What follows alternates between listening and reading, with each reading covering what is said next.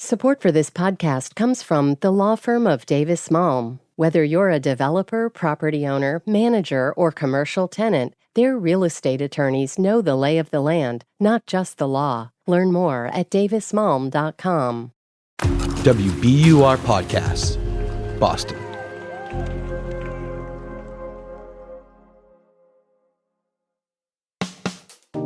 I'm Daryl C. Murphy, and you're listening to The Common.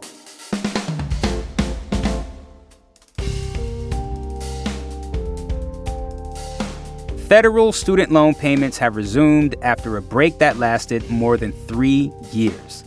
That's a big deal for many people in Massachusetts. Check this out.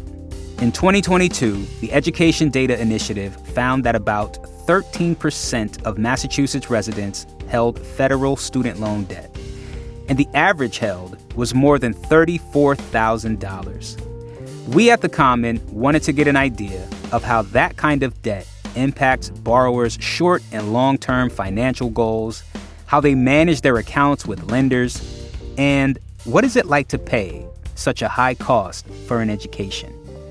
We asked people in person and online to share their stories. Here's some of what we heard.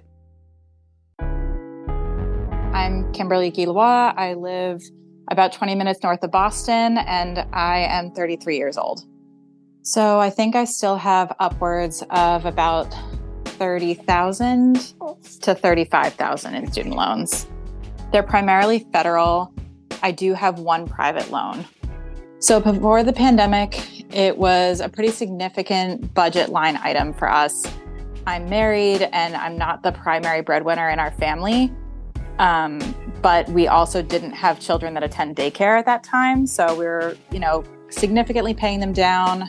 And then when the pandemic hit, we stopped making payments. And then since then, I've had 2 children. So considering student loan repayments now, plus 2 daycare payments in one of the most expensive, or maybe the most expensive state for daycare, is a pretty daunting, budget change for us, and will definitely impact our long-term financial planning.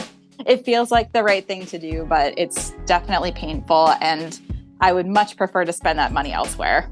It feels kind of ridiculous that I'm still making payments on student loans that I took out more than a decade ago. I'm Sarah. I'm 28 and I live in South Boston. The reason why I have student loans is because I went to law school and now I'm a practicing attorney. $235,000. That includes my undergrad. It's federal. It's also not very feasible given how much I make compared to cost of living.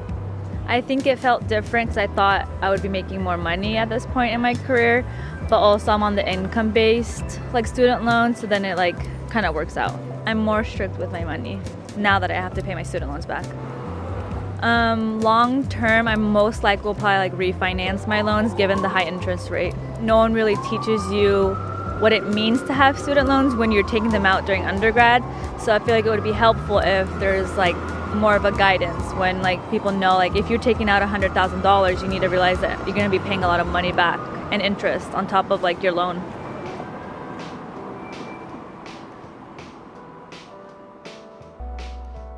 My name is Greg Ahern. I live in Somerville, Massachusetts, and I'm 37.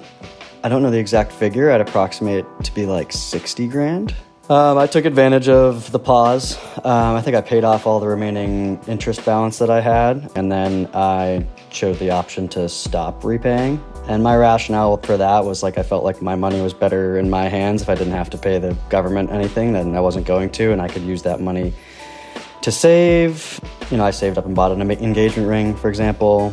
I did make my first payment back this month. It didn't feel great. I think, giving money back to the government, paying student loans isn't something that feels good, but I had been setting that money aside in savings anyways.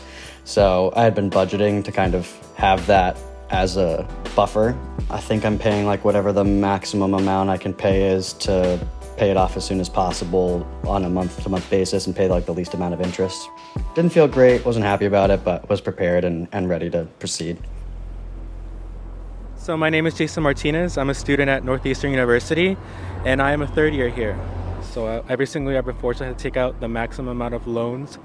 It wasn't as bad as at first, because first we had that interest pause, but now that's starting to pick back up, that's building up.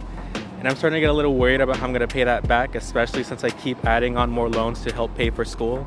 That's going to have to be one of the things I have to take into account when I start, my adult job, start my adult life after I graduate from college, and start thinking about all these living expenses. And that includes student loans, because I can't just leave them there. It does make me worried sometimes, thinking about how I'm going to pay those off, because it is a very large amount. I've seen all these horror stories about people taking years and years and years of paying off these student loans. And I don't want that to be me. I want to pay off my student loans in a reasonable amount of time at least. And so it's really worrying for me. I'm Nikhil Shinde. I'm 28 and I live in Central Square, Cambridge. I have about $12,000 in student loans. For me, it's not a big deal. I end up just passively saving more than I spend every month based on what I take home. I know for a lot of people it is. I think it was more of a conversation point when it was still up in the air, when student loan repayment resuming just kept on getting postponed, and everybody was pretty stoked about it. But now it's like, okay, reality's back. You got to pay back the money that you loaned out. My name is Heather Hussey. I live in the Metro West area, and I am 38 years old. So my loans are 100% federal, and they are well over $100,000 or six figures. So when the pandemic started, I took it as an opportunity to learn everything I could about public service loan forgiveness. It's something that I knew I wanted to pursue, but the thing is there's a lot of requirements, right? You have to pay consistently over a 10-year period, and to make sure that after that 10 years, my loans would be forgiven so that I was not completely buried in debt for the rest of my adult life. I'm so happy to start the clock because I want the clock to end after 10 years. It's still an imperfect system, and it's going to be terrifying for the next 10 years, making sure that nothing falls through the cracks.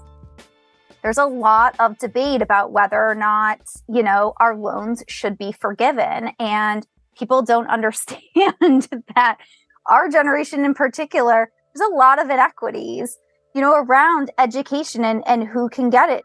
Most people do not have more than six figures just sitting in their bank account to spend on degrees.